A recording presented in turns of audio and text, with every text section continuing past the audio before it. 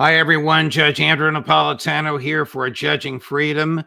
Today is Thursday, November 7th, 2024. Colonel Lawrence Wilkerson joins us now. Colonel, always a pleasure, my dear friend. Thank you for accommodating our schedule. I want to talk to you at some length about Israel in turmoil, but before we do, let me get to the heart of another issue which has been on my mind and probably is on yours. Will a Trump State Department retain the same pro-war, pro-Zionist, neocon attitudes as the Biden State Department? I have to assume from his previous administration and other things like Jared Kushner's contacts and such that yes, but I don't think the State Department will be very instrumental in it. I don't even think if he moves Bill Burns over from CIA to be Secretary of State, which is what I would do, or if he puts Marco Rubio or any other one of the aspirants in there, I don't think that'll change it much either. I think it'll be Trump who dictates that policy and his people who are for him in that policy's regard, and not the State Department. But the State Department, there's a lot that it can do to accelerate what the president wants or delay what the president wants. Surely the attitude, the prevailing attitude, neocon, pro-Zionist, pro-war, pro-peace, libertarian, whatever it may happen to be, will have some influence. Does that level of people below the political appointee level generally stay the same, no matter who's in the White House and who's the Secretary of State? There's some shifting around, but yes, it does maintain itself, as any meritocracy is supposed to do. That was the purpose of establishing the civil service and the professional services like the Foreign Service, to have stability and continuity, and to have people who weren't politically oriented, basically. We adumbrated that and bastardized it by, for example, in my administration, George W. Bush's administration, 33 or 34% of our ambassadors were political appointees, one of the highest percentages ever. But nonetheless, and let me go back to my original point, the State Department is not a very influential entity in the United States government, period. All right. I want to ask you who really runs U.S. foreign policy, but you intrigued me with something you just said. What do ambassadors do? Is it just social, or are they covers for the intelligence community? Or you're not supposed to answer that? No, both, but they are oftentimes now, in particular, since 9/11, the CIA, the DNI, and Trump has promised that he is going to empower the DNI now. He has said that the CIA director will never darken his door, never get in his office. The DNI is going to be given money and people power. That is to say, he can now decide who goes where in the 16 intelligence entities. And he's going to be a powerful individual. If Trump does that, he will be, and he will be probably Trump's man, and he will give him the strategic intelligence that Trump wants. Or if he's a really honest broker, he will give him the intelligence that he should be getting. We don't know yet. That's a positive move in my respect if it's used properly, but that remains to be seen. If you look at the whole thing as an entity that has to function, and that the civil service and the meritocracy, as it were, cause that function to take place, he's threatening and has said he's going to, through Project 2025, eliminate that efficiency. He's going to eliminate it in the name of his power dominance. I don't think that's possible. So we might see a lot of chaos. For whom do ambassadors work? Do they work for the CIA? Do they work for the Secretary of State? Do they work for the president? They work for the president of the United States. They are so commissioned by a personal letter signed by the president to each of the ambassadors. And if they want to, and they have in the past from time to time, they go straight to the president. The smartest ones will backbrief the Secretary of State, but there have been ones that went to the president and didn't tell the Secretary of State anything about it. And the Secretary of State found about it in a principals meeting or an NSC meeting. Do ambassadors know who in the embassy are really intelligence officials as opposed to State Department or ambassadorial people? They are, but that is kept to, depending on the ambassador, that's kept to a minimum in terms of information, because they do not want the ambassador to have to lie about things. For example, if the chief of station in a particular embassy, especially an important embassy like Islamabad, is in the position to know about a covert operation that's being run by his station chief, he's got to lie about that to the Pakistani people and even to the American people if he's asked questions and he can't reveal them. So you just let him know an operation's going on. You don't give him any details. And sometimes they don't give him even the knowledge that it's going on. Depends on the deep cover that operation is under. But it is a source of some trouble in embassies all across the globe from time to time. Who runs American foreign policy? The President of the United States through the Secretary of State.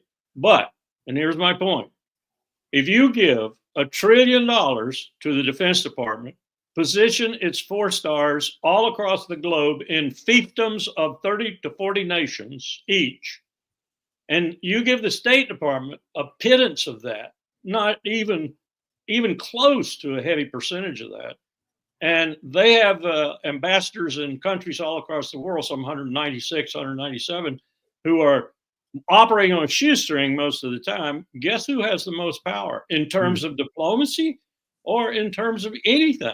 Because of who has the money. That's it. And who's got the ships, the bombers, the planes, and everything else. Chief Fritz told us that you would not be upset about my mentioning this. During the administration of George W. Bush, was it Donald Rumsfeld and Dick Cheney who essentially ran American foreign policy? For 4 years, absolutely. It was not the president, and it was not his all-star Secretary of State. The president thought he was. Powell put it, I think I gave you this one time before. Powell's metaphor with me on multiple occasions was Dick Cheney and Donald Rumsfeld know how to get the president to pull his 45 out of its holster and start shooting all over the place. I got to figure out how to get him to put it back in his holster, and he never figured it out. That is consistent with what Chief Fritz said. He basically said that Rumsfeld and Cheney were able to talk Bush, who was a neophyte, even whatever is below a neophyte, had zero experience in foreign policy, and the two of them had a tremendous amount when he hired each of them. Perfect example. Powell finally talked himself onto Air Force One to into Africa with the president without any other people there of consequence. He managed in that flight to convince the president to send our emissary to Pyongyang to talk directly with the North Koreans. Not only that, to go to the 6-party talks in Beijing, I think it was that year, and we were going to talk directly with the North Koreans. This was absolutely opposed by the vice president. The president agreed. If Cheney and Rumsfeld had been there, this probably wouldn't have happened, or at least the decision wouldn't have been made on the spot. Vice president was fishing in, I think, Wyoming or Idaho or someplace. He finds out what's happened. He had an extraordinary network, part of his bureaucratic power. He flies back to Washington, gets the president alone in the Oval Office and talks him out of it. So we have to call our emissary back. He's refueling at Hickam in Hawaii. We didn't call him back, but we essentially changed his orders. He had to talk through the Chinese or other interlocutors. He couldn't talk directly with the North Koreans. Was George W. Bush, such an intellectual lightweight that he listened to whoever he was speaking with last? With respect to Cheney, yes, and Rumsfeld backing him up all the time. I don't think it's right to call him a lightweight. He was a pretty smart man. I met him several times, one time for 30 minutes in the Oval Office. And I was impressed with the grasp he had of issues, especially domestic issues, which really surprised me. But he was very influenced by these other people who knew everything about the bureaucracy. Cheney was a bureaucratic entrepreneur of just enormous proportions. Richard Haas called him the best bureaucratic entrepreneur he'd ever met. And when Cheney got with him, he knew his instincts. He'd studied him. Remember, he's the guy he picked to be the head of the vice president, the selection committee for the vice president. Picked himself. This wasn't the only thing Dick did. Dick made sure this course of action took place according to his wishes, all the way up from 6 months before the election to the time he was made vice president. Everything happened the way he wanted it to happen. In that time, he learned the governor, we call him the governor at the time of Texas, he learned his inclinations, his predilections, his wishes, and such, and he knew how to turn him any way he wanted to. And he did so. And he had the last bite at the apple every single time. And remember, Bush was scared to death because Karl Rove was telling him this, that Powell would be his opponent in 2004.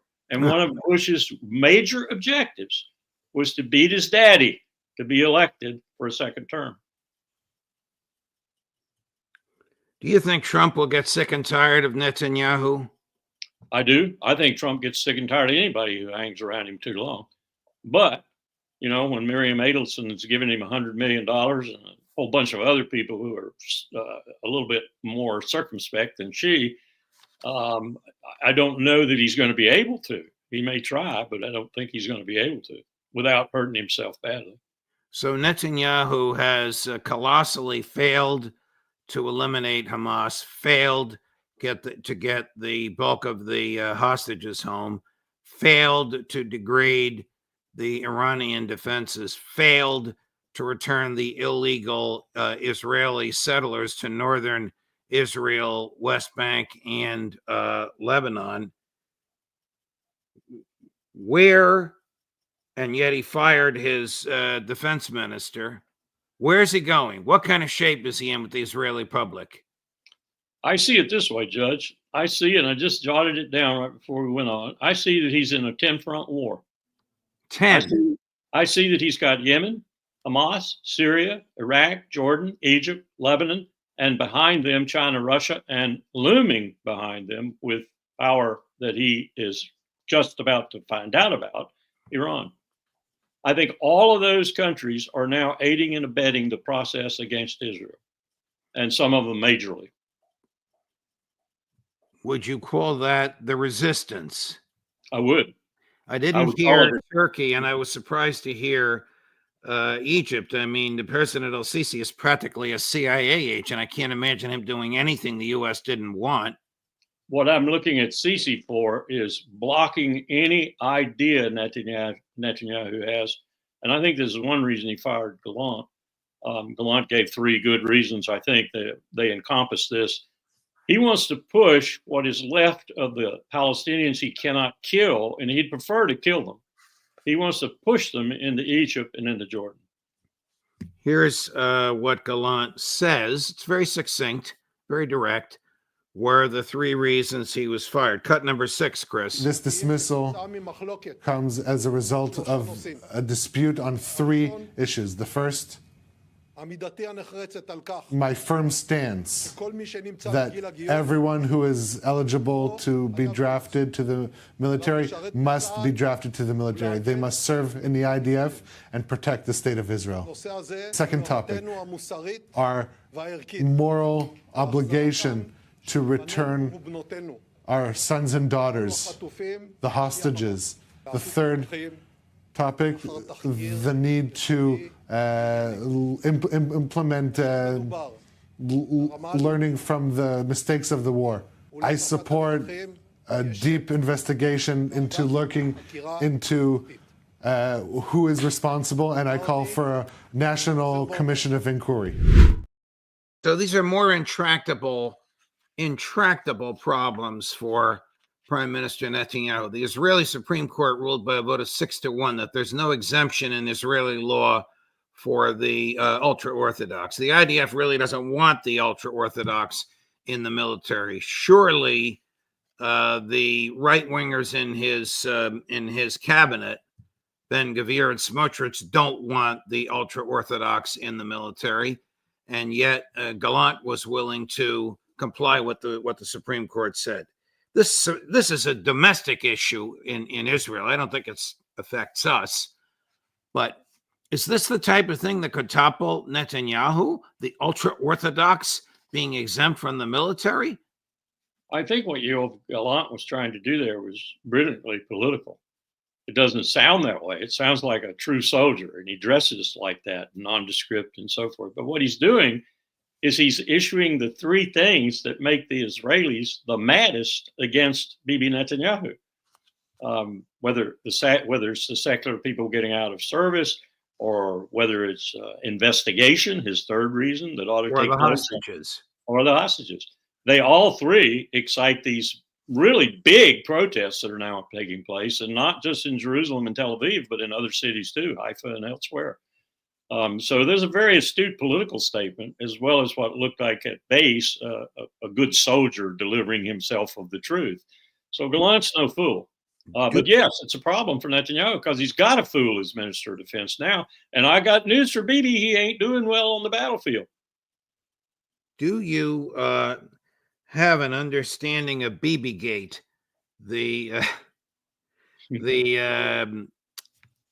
top secret documents that were leaked to a German publication list, and it resulted in Bibi's principal spokesperson being arrested and twice having bail denied? And when the document was shown to the judge, now listen, I don't know if this stuff is a forgery or not, Colonel. Maybe you can enlighten us. The judge said this will materially affect Israeli state security. No bail, back to jail.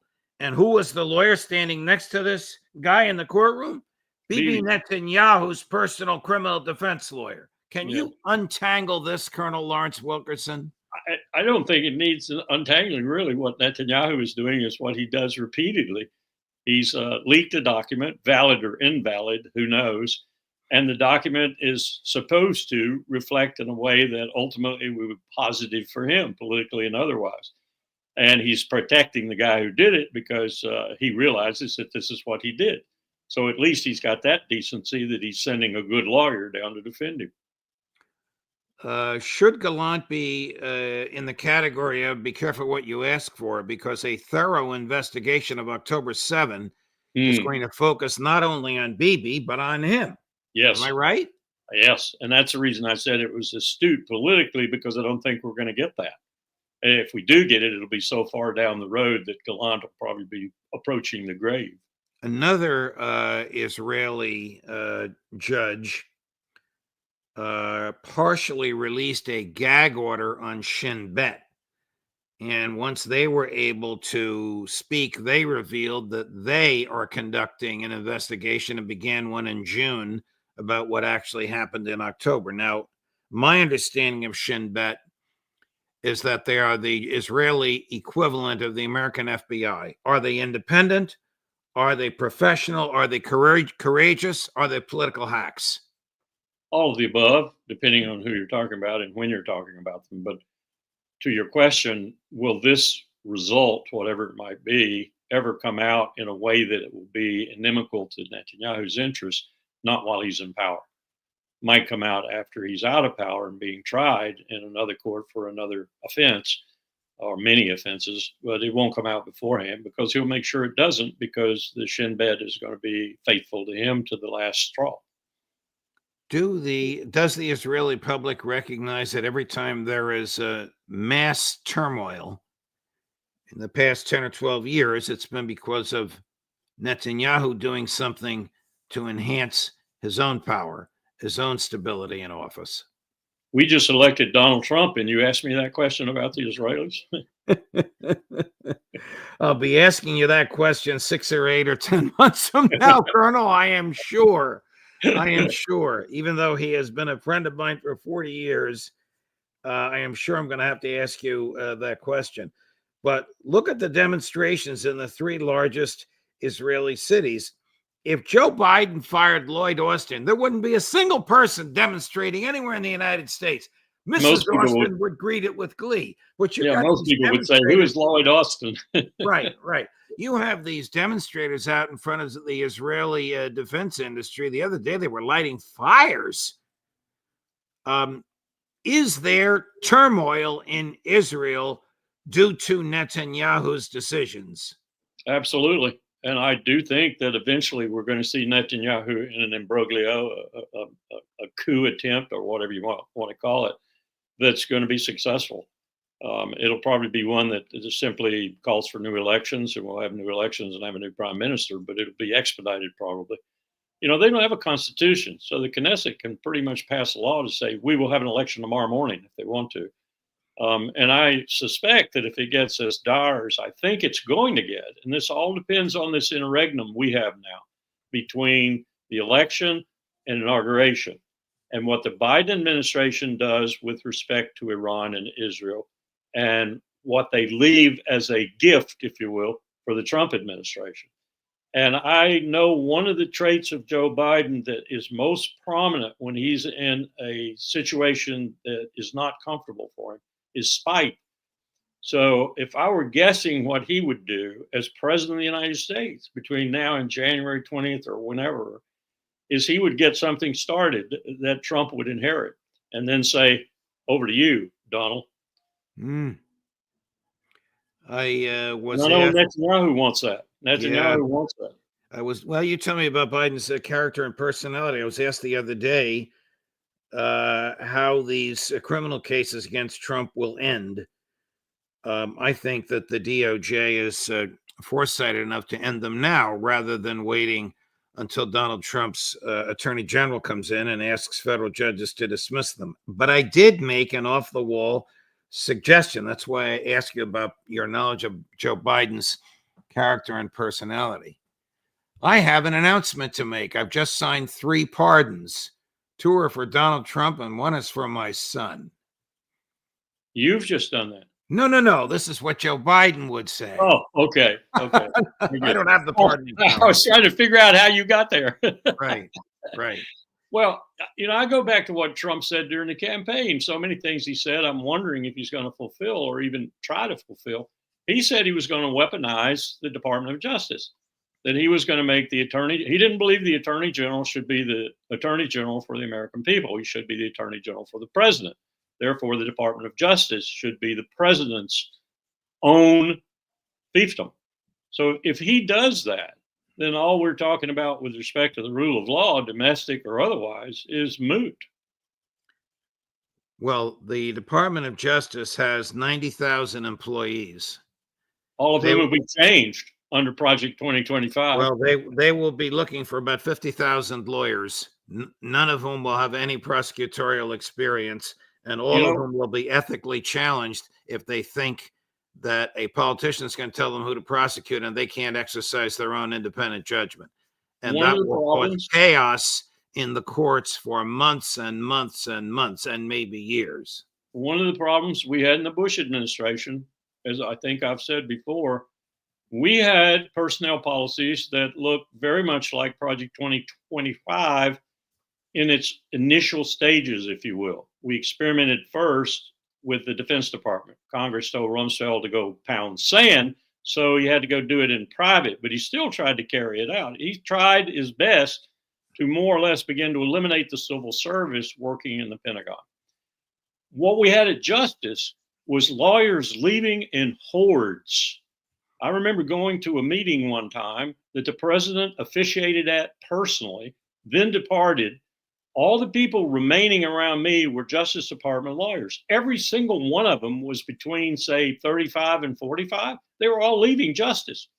Later, I checked to see what the exodus had actually manifested, and it was about 1/3 of the lawyers in the Justice Department. Check this out. We had the lowest morale in the Justice Department in probably 100 years. That will probably change in a couple of months. I was not kidding. I was serious when I said Biden should pardon Trump. But I don't know. Is it in Biden's character to do that? You mentioned spite. Does he have a charitable character? I don't think he has any spite in his mind for Trump. I think he has some spite in his mind for those who forced him out of running for the president again, and probably thinks he would have won had he done so. So that's the kind of thing I'm talking about that would generate the angst that would try to start something between now and justify his own policies too, with respect to Israel and with respect to Iran. Between now and the inauguration. And while I have you, would you mind if we transitioned over to Ukraine? Have the elites in Europe and have the neocons in the State Department acknowledged inwardly, not publicly, that Ukraine is lost? I think so. I think you're going to have more results like you had in Germany with the elections there. Scholz is essentially a non-entity now.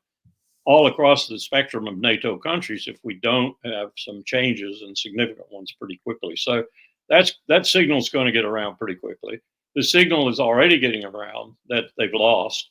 I was told today that the Russian scouts are already dipping their ankles in the Dnieper River, and we had a military discussion, and I said, okay, I would not want to cross the Dnieper if I were Russia. If I had Putin's objectives, which I think are honestly expressed, and I had done what I needed to do, and there was no real threat to me, even on the other side of the Dnieper, really, it was retreating, in other words, in pieces, I'd stop, because I don't want to take enough of Ukraine where when the peace does come, the ceasefire or whatever, I have to manage an incredible guerrilla force against me forever. So I'd want a real barrier in front of me if I were doing that. And by the way, the last time the Russians were at the Dnieper, it was horrible for them. Last question. Now back to your knowledge of and love for the State Department. It appears the leading candidate for Secretary of State is Mike Pompeo. That shudders me. I think if he gets the job, I used this phrase earlier today, the London bookies will be taking odds as to when World War III starts. Probably so. Why does it shudder you? Well, it does, because I saw him before. Little things, Judge, like going to a ceremony at the State Department where a good friend of mine, 30 years of service, was retiring, and Mike Pompeo didn't even make appearances. He turned it over to the Director of Diplomatic Security to do the exercise for this guy. A long-serving, honest, dedicated individual in the State Department. And so I turned to the head of protocol on my right, whom I knew quite well, and I said, why is Pompeo not here? He's having lunch with Republicans, members of Congress. I said, the Secretary of State is having lunch with just one party's members? Yes, he does it all the time. That's not what you're supposed to do if you're Secretary of State. You're supposed to be the most apolitical member of the administration. I don't know for whom you voted. It doesn't matter to me. I have not stated publicly for whom I voted, but I did not vote for either Trump or Harris. But when talking about this with Ambassador Charles Freeman, an admirer of yours, he came up with a great quote from Abraham Lincoln about, well, here it is. Elections belong to the people. It's their decision. If they decide to turn their backs on the fire and burn their behinds, then they will just have to sit on their blisters. That's pure Abe. That's that Illinois lawyer in him coming out. Right. I didn't vote for the first time in 60 years. I did not vote. I don't mind admitting that. I found no choice. I told TASS. A reporter from TASS called me and said, you give me a statement on the election? I said, I can't. I didn't vote. Well, you can give a statement on the election. No, I don't want to give you a statement on the election. I didn't vote. I didn't vote because there was no candidate. Well, Colonel, thank you very much for your time. Much appreciated. I hope you'll visit with us again next week. Surely. Watch out. Oh, Colonel, actually, before you go, I want to thank you. Aside from being my friend and teacher, because you educate me, you have helped us reach 476,000 subscribers. Our goal, Colonel, as you know, is to reach 500,000 by Christmas, and we are well on our way. We average about 20,000 a month, and we have a month and a half to go, and we have 24,000 subscribers to reach that goal. But thank you, Colonel, for helping to participate in that march. Well, that's terrific news. Soon you will outrank the New York Times. Then maybe Trump will come after us. Thank you, Colonel. All the best. Take care. Okay. Tomorrow's Friday, the end of the week. At the end of the day, the boys will be here. 4:30 Friday afternoon. Larry Johnson, Ray McGovern for the Intelligence Community Roundtable. Please like and subscribe. It helps us to spread our message so that good people that don't know the wisdom of Lawrence Wilkerson can experience it firsthand. Judge Napolitano for Judging Freedom.